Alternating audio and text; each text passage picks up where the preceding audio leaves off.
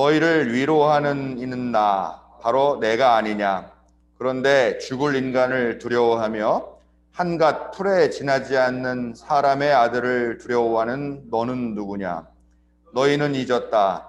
너희를 지으신 하나님, 하늘을 펴시고 땅을 세우신 주님을 잊었다. 압박자들이 너희를 멸망시키려고 한다 해서 압박자들의 그 분노가 두려워서 너희는 날마다 떨고 있다. 그러나 압박자들의 분노가 어디에 있느냐? 갇혀있는 포로들이 이제 곧 풀려난다. 그들은 오래오래 살 것이며 먹거리가 모자라지도 않을 것이다. 나는 주 너의 하나님이다. 바다의 물결을 일으키고 거친 파도를 일으키는 하나님이니 나의 이름은 만군의 주다. 내가 나의 말을 너의 입에 맡기고 나의 손 그늘에 너를 숨겨준다. 나는 하늘을 폈으며 땅의 기초를 놓았고 시온에게 너는 나의 백성이라고 말하였다. 아멘. 이 자리에 선교 되게 오랜만이네요. 예, 그동안 설교도 정해진 대로 하긴 했는데 계속 집에서 했던 것 같고요. 그래서 감회가 좀 새롭습니다. 그래도 마지막에 이렇게 얼굴 보면서 같이 말씀 나눌 수 있어서 얼마나 다행인지 모르겠습니다. 오늘은 세월호 7주기 기억주일로 지키고 있는 그런 주일입니다. 먼저 세월호 참사로 희생하신 304명의 영혼을 추모하면서 잠깐 묵념하는 시간을 가졌으면 좋겠는데요. 잠깐 함께 묵념하겠습니다.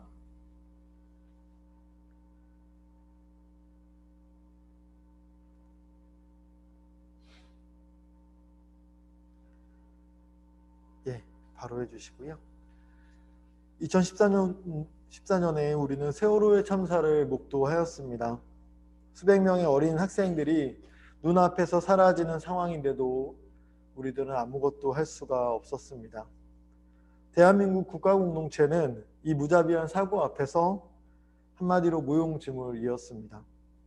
더불어 우리는 안전하지 못한 우리 공동체의 참혹한 현실을 깨닫게 되었고 또 너무나 무능한 우리 자신의 존재를 체감할 수 있었습니다. 문제는 사고 이후였습니다. 어둠은 빛을 이길 수 없고 거짓은 참을 이길 수 없으며 진실은 결코 침몰하지 않는다고 외치며 우리는 노래했죠. 그 노랫소리는 지금도 종종 울려 퍼지고 있습니다. 하지만 너무나 안타깝게도 그날의 진실은 그 어느 것 하나 아직도 밝혀지지 않고 있습니다. 진상규명도 책임자 처벌도 되지 않고 있는 그 암흑 같은 7년이라는 시간이 이렇게 할 일 없이 지났습니다. 이번 주에 다가오는 금요일 4월 16일이 되면은 세월호 참사의 공소시효가 만료된다고 합니다. 이제는 진실이 규명돼도 책임자가 나타나도 아무런 법의 책임을 물을 수 없게 됩니다. 자그마치 7년이라는 시간 동안에 우리는 또 우리 공동체는 과연 무엇을 했을까? 안타까운 마음을 가지고 7주기를 맞이하게 됩니다. 저는 지난주에 청와대 분수앞 광장에서 세월호 릴레이 단식 기도에 참여했습니다. 4시간 남짓 짧은 시간 동안 몸에 노란 몸자보를 하고 햇빛 아래에서 마음을 모았는데요. 양복을 입고 선글라스를 끼고 또 한쪽 귀에 무선 이어폰을 낀 수많은 사람들이 우리의 기도를 둘러싸고 있었습니다. 사실 3-4명이서 몸자보를 하고 가만히 십자가 앞에서 앉아서 기도를 하는 것이 전부인데 뭐가 그렇게 겁이 나서 이 많은 사람들이 이렇게 우리를 둘러싸고 있을까 의아하기도 했습니다. 계속해서 우리를 감시하고 통제하고 또 끊임없이 질문을 걸어오는데요. 화가 날 정도로 계속 여러 사람이 돌아가면서 이제 저희들에게 접근을 했었죠. 심지어 기도가 끝나고 제가 이제 귀가를 하는데 약속이 있었거든요. 삼청동에서. 그래서 청와대 분수에서는 이렇게 청와대 앞을 지나서 가면 금방입니다. 그런데 저는 기도를 했던 사람이기 때문에 글로 갈 수가 없다는 거예요. 그래서 한창 실갱일 끝에 결국은 광화문 쪽으로 돌아서 엄청나게 많은 거리를 돌아서 갈 수밖에 없었습니다. 왜냐하면 당신은 세월호 문제를 가지고 기도를 했기 때문에 그 청와대 앞으로 지나갈 수 없다는 거예요. 이상한 사람이라고 저한테 그러는 겁니다. 제가 무슨 잘못을 했다고 도대체 청와대 앞길로 지나가지도 못하게 할까? 여러 가지 생각들이 교차했습니다. 저는 이 과정을 경험하면서 마치 지난 7년 동안 이 대한민국 정부와 또 권력자들이 또 많은 사람들이 세월호 참사와 또 세월호 유가족을 향해서 어떻게 대하고 있는지를 명확히 알게 되었습니다. 말로는 진실규명을 한다고 해놓고 실제로는 유가족들을 꽁꽁 둘러싸고 통제하고 감시하고 있는 것이 우리들의 모습 아니었을까? 자그마치 7년입니다. 그 7년 동안 우리 대한민국 공동체, 우리 많은 사람들은 저를 비롯하여 결국 아무것도 하지 않은 것이고 아무것도 하지 못한 것입니다. 이러한 상황 속에서 세월호 유가족들의 심정이 어떨까? 그런 생각을 좀 해보았습니다. 피눈물을 흘리지 않을 수 없는 그런 상황이 계속되고 있는 것이죠. 세월호 7주기이기 때문에 많은 행사들이 준비되고 있고 또 많은 유가족들이 목포 신항에서 또 광화문에서 행사를 진행하려고 하는데 그것들도 지금 좀처럼 쉽게 진행하지 못하도록 지금 경찰들 또 지자체와 싸우고 있는 모습들을 보게 될 때 더욱 가슴이 아픕니다. 정말 너무나 안타깝고 분노스럽고 절망스러운 오늘을 우리가 이렇게 살아가고 있죠. 바라기는 오늘 부활절 제2주를 저희가 맞이합니다. 세월호 유가족들과 또 이 자리에 함께하고 있는 우리 모두에게 어둠 가운데 빛을 보여주시고 거짓 가운데 진리를 드러내시며 생명과 평화의 진실을 규명하시는 부활의 능력이 진정으로 실제적으로 함께 하시기를 소망합니다. 주님의 부활이 다만 기쁜 소식으로 끝나는 것이 아니라 모두가 함께 진정한 푸른 봄의 부활을 누리고 경험할 수 있기를 간절히 기원합니다. 오늘 성서 본문은 하나님께서 우리에게 주시는 위로의 말씀이 잘 담겨져 있습니다.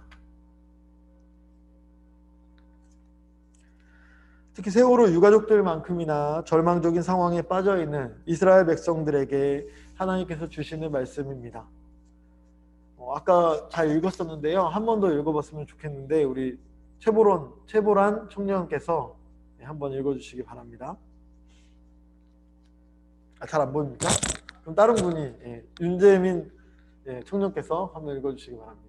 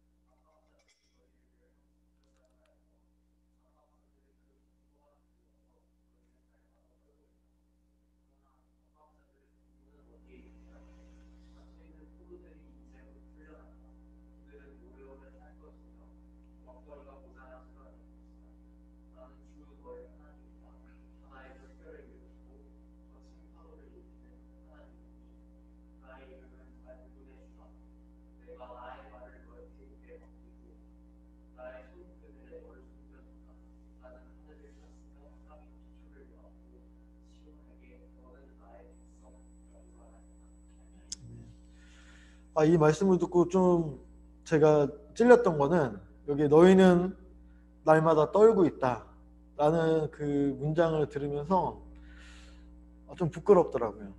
내 모습이 좀 그러지 않았나. 무엇 때문에 떠는지는 모르겠지만 이 불안과 두려움이 제 삶을 좀 감싸고 있는 것이 아닌가. 또한 나아가서 분노에 의해서 이 몸이 치가 떨리는 그런 삶을 좀 살아가고 있는 것이 아닌가 그런 생각을 해보게 됩니다. 너희는 날마다 떨고 있다. 현대사회를 살아가는 모든 불안한 존재들을 향해서 하나님께서 하시는 말씀 같아요. 바벨론 포로기 이스라엘 백성들은 머나먼 바벨론 땅에 노예로 끌려가서 강제 노역을 하면서 짐승 같은 삶을 살아야 했습니다. 포로로 끌려온 이스라엘 백성들은 주로 그바알 강가에서 머물면서 강물을 막아서 땅을 일구는 치수 사업을 했는데 지금도 그 치수 사업이라는 게 굉장히 위험하지 않습니까? 그런데 그 당시 그 시대에 얼마나 위험했겠어요. 또한 포로들을 데려와서 노예들 같은 삶으로 그 위험한 일을 하게 했으니 정말 수많은 사람들이 죽어나가는 일들이 계속 질비하게 일어나는 그런 상황이었겠죠. 그 일이 얼마나 힘들고 위험했을까. 그런데 자그마치 70년이었습니다. 70년. 70년 동안이나 이스라엘 백성들은 이 죽음과 절망의 노예 생활을 견뎌내야 했습니다. 이들에게 희망이 있었을까? 희망이 없었겠죠. 하루하루가 두렵고 견디기 힘든 상황이었을 겁니다. 오죽하면 하나님께서 오늘 말씀을 통해서 너희는 날마다 떨고 있다 라고 그 현실을 직시하게 해줬을까요? 그런데 이들에게 하나님께서는 그 말만 한 것이 아니라 오늘 이사야 예언자를 통해서 오늘의 말씀을 주시는 겁니다. 위로의 말씀이죠. 힘을 주는 말씀입니다. 하늘을 폈으며 땅에 기초를 놓은 내가 너희와 함께한다라는 그 귀한 말씀인데, 하지만 이 말씀 앞에서 가장 먼저 하시는 질문이 있습니다. 바로 질문은 너희는 누구를 두려워하느냐라는 질문이에요. 너희는 누구를 두려워하느냐? 우리 인간은 불안한 존재입니다. 그렇기 때문에 불안한 존재가 매사 두려움을 느끼는 것은 당연합니다. 내일이 어떻게 될지, 한 달 후가 어떻게 될지, 아니면 오늘은 어떻게 살아가야 될지 우리는 항상 두렵죠. 그런데 문제는 과연 우리는 누구를 두려워하느냐, 또 무엇을 두려워하느냐, 그것이 문제라는 겁니다. 몇 년 전에 제가 입덕했던 드라마가 하나 있는데, 남들은 한 10년 전에 봤다고 하는데 저는 몇 년 전에 봤습니다. 골든타임이라는 드라마예요. 의학 드라마인데 열악한 응급실 외상의학과가 배경으로 등장하고 있어요. 초반에 신입 인턴을 뽑는 면접 장면이 나옵니다. 거기 주인공이 이제 이성민이라는 배우하고 이선균이 배우인데 면접관이었던 선배 의사가 이성민입니다. 그 이성민이 인턴에 응시한 이선균 그 젊은 의사에게 이런 질문을 해요. 의사는 과연 무엇이 가장 두려울까요? 이렇게 질문을 합니다. 이 말이 이성민의 그 나지막한 목소리에 어울려서 굉장히 그런 느낌들을 전달합니다. 근데 이성균이 엄청 머뭇거려요. 그 질문에. 어떻게 무엇을 대답할지 모릅니다. 그러니까 한 번 더 질문합니다. 의사는 무엇이 가장 두려울까요? 내가 예측하지 못한 상황이 올 수밖에 없는데 또 왜 하필 지금 이런 환자가 내 앞에 왔는가? 때론 도망치고 싶은 순간이 올 때 당신은 어떻게 할 겁니까? 라고 이성균에게 질문하는 거예요. 사실 극 중에서 이성균은 이미 과거에 위급한 환자, 아이 앞에서 아무것도 하지 못하고 회피하고 도망쳐서 그 아이가 희생된 그 일을 경험한 그런 의사였습니다. 의사라는 정체성을 가지고 살아가면서 가장 두려운 일, 위급한 환자와 마주하는 일이죠. 도무지 자기 능력으로는 감당 안 될 것 같은 소중한 생명을 끝까지 책임져야 하는 그 두려운 일은 의사에게 있어서 끊임없이 일어납니다. 의사이기 때문에 그렇습니다. 이성균이 왜 자신이 두려움을 갖는지 이성균은 알 수 없었죠. 이성균은 의사로서의 정체성이 부족했기 때문입니다. 단지 자기에게 다가온 이 두려운 일을 회피하기에 바빴습니다. 하지만 중요한 거는 의사이기 때문에 의사니까 또 의사로서 살아가는 이상 그 일은 도무지 회피할 수 없는 일이라는 거예요. 그 두려운 일은 바로 의사의 정체성이기 때문에 그렇습니다. 그렇다면 우리 그리스도인이 신앙인으로서 살면서 우리 그리스도인은 무엇이 가장 두렵습니까? 사실 우리는 삶에서 다양한 두려움을 경험합니다. 하지만 그 앞에, 우리의 두려움 앞에 수식어를 우리가 생각해 볼 필요가 있어요. 우리가 신앙인이기 때문에 두려운가? 그 지점을 생각해 봐야 된다는 겁니다. 우리는 정체성을 잊고 살 때가 많이 있습니다. 의사이기 때문에 위급한 환자 앞에 당면할 수밖에 없는 그 의사인데 그 의사가 이성균이 그 정체성을 잊어버렸을 때 그 일은 그냥 무서운 일이고 두려운 일일 수밖에 없듯이 우리가 그리스도인으로서의 정체성을 잊어버리면 우리에게 다가오는 수많은 문제들을 우리는 그저 회피하고 두려워하는 문제일 수밖에 없다라는 겁니다. 그래서 그저 무력하게 두려움을 감내하거나 또한 회피합니다. 하지만 하나님께서는 우리 앞에 다가오는 두려움, 그 앞에 신앙인이라는 정체성이 있다는 사실을 알려주고 계세요. 하나님이 우리를 위로하고 하나님께서 우리와 함께 하시는데 과연 우리는 무엇을 두려워해야 될까? 이는 단순히 하나님께서 우리의 두려운 상황을 해결해 주시고 우리의 두려운 상황을 극복하게 만들어 주신다는 의미가 아닙니다.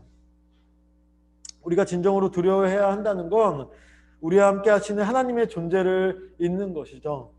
하나님의 존재를 망각하고 한낱 풀에 지나지 않는 내 앞에 인간을 두려워하고 작은 상황들에 불안해하면서 살아가는 존재들이 얼마나 안타깝습니까? 신앙인은 두려움, 우리가 마주하는 두려움 앞에 내가 하나님의 백성이고 신앙인이라는 수식어를 가지고 그 두려움을 만나야 된다는 거죠. 이 두려운 상황을 하나님과 함께 동행하며 이 두려운 상황을 만나는 것, 그게 바로 하나님께서 우리에게 주신 정체성이라고 할 수가 있습니다. 저는 지난 부활주일 새벽에 한국기독교교회협의회인 NCCK에서 주관하는 부활절 새벽 예배에 참석했었습니다. 그때 설교의 마지막 문구가 인상적이었는데요. 나뭇가지를 보면 새순이 나잖아요. 새순. 그런데 이 부활 사건은 바로 새순을 보는 것이다 라고 말씀하시는 거예요. 겨우내 갇혀있던 새순은 나뭇가지의 가장 약한 곳을 뚫고 나온다고 합니다. 그 힘겹게 나온 그 새순의 자리에서 꽃이 피고 또 새로운 모든 것이 시작된다 라고 말씀은 이야기하고 있었습니다. 그 말씀을 듣고 부활이라는 것이 바로 새순이 나온다는 것이구나 라는 걸 깨달았는데 그날 새벽에 전날에 비가 엄청 많이 왔고 예배가 딱 끝나니까 비가 귀신같이 그쳤더라고요. 그래서 그 맑은 날에 차를 몰고 오는데 기분이 좋았습니다. 기분이 좋았는데 여전히 길가에 있는 가로수들은 여전히 앙상했어요. 여전히 나뭇가지만 앙상하게 있었습니다. 그래서 아직 4월이지만 봄이 온 것은 아니구나 그런 마음을 가지고 세상은 아직 앙상하구나 그런 마음을 가지고 집으로 돌아왔던 기억이 지난주 주일 새벽입니다. 그런데 하루 이틀이 지나도 가로수들은 그냥 크게 변화가 없더라고요. 여전히 앙상한 나뭇가지더라고요. 그리고 나서 이틀 정도가 지났나? 한 수요일 정도가 됐는데 재밌는 게 그 가로수의 나뭇가지에 파란색으로 푸릇푸릇한 새싹이 돋아나 있는 모습을 보았습니다. 너무나 새싹이 조금씩 이렇게 돋아나 있어서 마치 몸에 난 털이 난 것처럼 그런 느낌으로 보였는데 재밌더라고요. 그리고 신기하기도 하고 저 녀석들이 지난 하루 이틀 동안 없던 힘을 내었나? 어떻게 저렇게 나왔을까? 그게 참 신기했는데요. 생각해보면 그 설교 말씀에서도 얘기했다시피 지난 겨우내 그 새순들이 그 나뭇가지를 뚫고 나오려고 얼마나 무던히 노력했을까? 그 나뭇가지의 가장 약한 고리를 뚫고 나오느라 고생이 많았다. 그런 생각도 해봤습니다. 그러면서 가로수를 유심히 쳐다봤는데 재미있더라고요. 어떤 가로수는 그렇게 나뭇잎이 좀 더 많이 나온 그런 가로수가 있었고 어떤 가로수는 여전히 앙상하게 푸릇한 게 하나도 나오지 않는 그런 가로수도 있었습니다. 서울특별시 가로수 조정 및 관리 조례를 보면요. 궁금해서 좀 찾아봤는데 가로수의 종류가 궁금하잖아요. 가로수는 어떤 가로수를 심게 되어 있나. 모든 길에는 가로수를 심게 되어 있는데 가로수의 종류는 서울의 기후와 토양에 적합하며 주변 경관에 어울리는 수종을 자유롭게 심을 수 있다라고 되어 있답니다. 그러니까 가로수를 관리하는 사람 마음대로 그때에 맞춰서 선정해서 심는 것 같은데 실제로는 은행나무가 전체의 34%라고 해요. 그리고 요즘에 많이 늘어나는데 벚나무하고 느티나무가 15%씩 가로수 수종을 차지하고 있다고 합니다. 여기서 중요한 거는 이 나무들은 그냥 자라나는 것이 아니고 누군가에 의해서 관리받고 있고 또 누군가 이 나무들을 보살피는 사람들이 있다라는 거죠. 우리는 길 가면서 보는 그냥 풍경일지 몰라도 누군가는 세심하게 이들을 관리하고 있었다는 거예요. 그러면서 어떤 나무들은 이렇게 푸릇푸릇하게 나뭇가지에 새싹이 새순이 돋아나고 있는데 또 어떤 나무들은 앙상하게 그대로 있다고 하면 우리들은 그냥 그런가 보다 하고 지나칠 테지만 또 그걸 관리하고 보듬는 사람들은 또 그것 때문에 마음 졸이고 또 어떻게 하면 얘가 새순이 나게 할 수 있을까 고민하고 고생하고 있지 않을까. 아마 지금 4월이 아마 그런 사람들한테는 제일 바쁜 시기가 아닐까 싶었습니다. 여수 갈릴리 교회라는 곳이 있어요. 여수 갈릴리 교회. 거기서 목회하시는 김순현 목사님이라고 저랑도 굉장히 친한 분인데, 그분이 제가 이제 여수 갈릴리 교회에 몇 차례 방문한 적이 있습니다. 그 교회는 여수의 아름다운 바다 앞에 자리하고 있기 때문에 그 자체로도 상당히 아름다워요. 하지만 이제 더 아름다운 건 교회 앞에 정원이 꾸며져 있습니다. 아마 우리 교회 예배당 정도 되는 요 정도 크기의 정원인데, 거기에 이제 각양각종의 아름다운 꽃들, 나무들이 심겨져 있습니다. 이분의 꿈은 뭐냐면 수목원을 만드는 거래요. 그래서 항상 이분을 만나면 꽃들에 대해서 설명해 주시고, 이 꽃이 어떻게 해서 이렇게 피게 됐는지를 설명하는데, 자기의 꿈은 어쨌거나 수목원을 만드는 거랍니다. 그래서 이분이 항상 많이 얘기하는 것이 뭐냐면 정원신학이라는 거 많이 얘기해요. 자기는 정원신학자다. 그래서 이게 무슨 얘기인가 해서 좀 들어보면 그런 얘기입니다. 지난주에 방현선 목사님께서 마가복음에 등장하는 텅 빈 무덤에 관한 설교를 해주셨어요. 부활절날 아침에 텅 빈 무덤에 대해서 마가복음에는 나와 있습니다. 그런데 요한복음에는 같은 텅 빈 무덤이지만 그 앞에서 마리아가 주님과, 부활하신 주님과 만나는 장면이 나와요. 요한복음 20장 14절 이하의 부활절 새벽의 이야기입니다. 그런데 마리아가 주님과 대화를 나누면서도 그게 주님인지 깨닫지는 못해요. 그러면서 뭐라고 표현되어 있냐면 마리아는 동산지기로 그 주님을 착각하고 있다라고 이야기합니다. 그래서 한창 이야기하다가 그 주님이 마리아야 라고 그 자기를 호명하는 이야기를 딱 듣고, 아, 부활하신 주님이구나를 깨달았대요. 근데 자기를 호명하기 전에는 몰랐다라는 거죠. 이 김수현 목사님께서 여기에 나오는 동산직이라는 가드너라고 표현되어 있거든요. 영어 성경에는. 이 동산직이라는 표현이 자기는 너무나 중요한 표현이라고 하는 거예요. 그냥 넘어가면 안 된다라고 하는 거예요. 하나님께서는 동산지기처럼 이 아름다운 하나님 나라를 가꾸시고 또 우리 한 사람 한 사람의 생명을 일구시는데, 그런 책임을 우리들도 같이 부여받았다. 그래서 그리스도인들은 하나님과 함께 동행하며 이 땅의 아름다운 하나님 나라를 함께 일구고 함께 가꾸어야 한다라고 이야기를 많이 했었습니다. 우리는 우리를 둘러싼 자연의 변화와 봄을 알리는 모든 신호들을 그냥 넘어가고 단순한 풍경으로 치부해버리고 맙니다. 마치 부활하신 주님을 만난 마리아가 그냥 동산직이네 라고 하면서 넘겼던 것처럼, 그래서 부활하신 주님을 깨닫지 못했던 것처럼 우리도 우리의 삶 속에서 보여주는 수많은 풍경, 수많은 아름다운 신비 속에서 우리는 그냥 넘겨버리고 그냥 살아갈 때가 많이 있다는 거죠. 하지만 오늘 아까 제가 말씀드린 이 가로수의 변화, 앙상한 나뭇가지에서 새순이 돋고 그 다음에 잎이 자라고 그 다음에 그것이 열매를 맺는 그 아름다운 변화가 결국 부활의 증거가 아닐까 싶습니다. 하나님께서 새순을 나게 하시고 꽃이 피게 하시고 나뭇잎을 풍성하게 만드신 모든 상황을 통하여 우리를 살게 하시고 또 우리로 하여금 이 땅을 일구게 하신다는 사실을 우리는 다시 한번 이 봄에 잊지 말아야 될 것입니다. 작은 새순은 곧 자라서 아마도 뜨거운 햇빛을 가리고 지나다니는 많은 사람을 편히 쉬게 해줄 나무 그늘로 자라날 것입니다. 아마 우리가 생각지도 못하게 한두 달 후면 아마 그렇게 될 거예요. 생각해보면 한낮의 여름 길 위를 우리가 편하게 걸어 다닐 수 있다는 것은 그 길가를 가득 메운 가로수 덕분일지도 모릅니다. 하지만 익숙해지면 그 존재 자체도 모르고 감사할 줄도 모르는 것이 우리죠. 아, 가로수 그늘이 우리를 이렇게 시원하게 해주는 것을 인식하면서 길거리를 걸어 다니는 사람이 얼마나 될까요?